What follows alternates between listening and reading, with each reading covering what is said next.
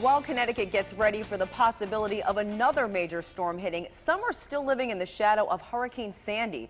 The storm brought devastation to our area. Homes and businesses were destroyed. Tonight, some people are worried Joaquin will hit right after they recovered from Sandy. News 8's Josh Scheinblum spoke to some of them. He joins us now live from Milford. Josh?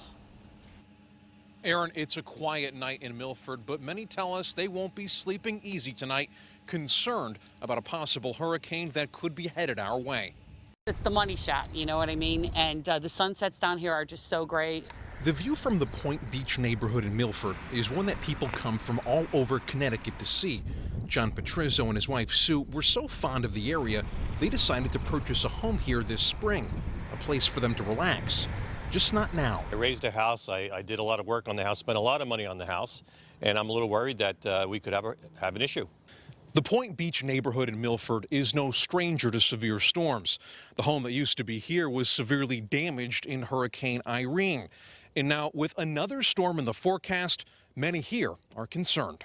You always think about, the superstorm Sandy, hopefully it doesn't come on a full moon with a high tide and, that whole combination, because that could be disastrous for a lot of people.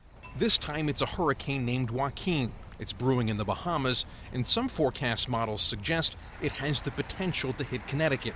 For Stephen Marcus, whose home was put on a larger foundation after Superstorm Sandy rolled through, has already begun planning for what he'll do should Joaquin make its way to Connecticut. His idea, find friends he can stay with that live further inland. Well, you never forget having been displaced twice. People here were refugees. People lived in hotels for 8 months, 9 months, 10 months. But homeowners aren't the only ones concerned about the possibility of a hurricane.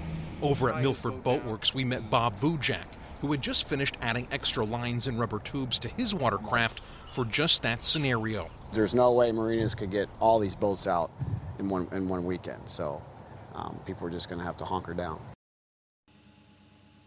Even though it's not clear if Joaquin will make its way to Connecticut, some residents we talked to also told us that they're in the process of contacting contractors to see if they can put up wood paneling on their windows. For now, we're live in Milford. Josh Scheinblum, News 8.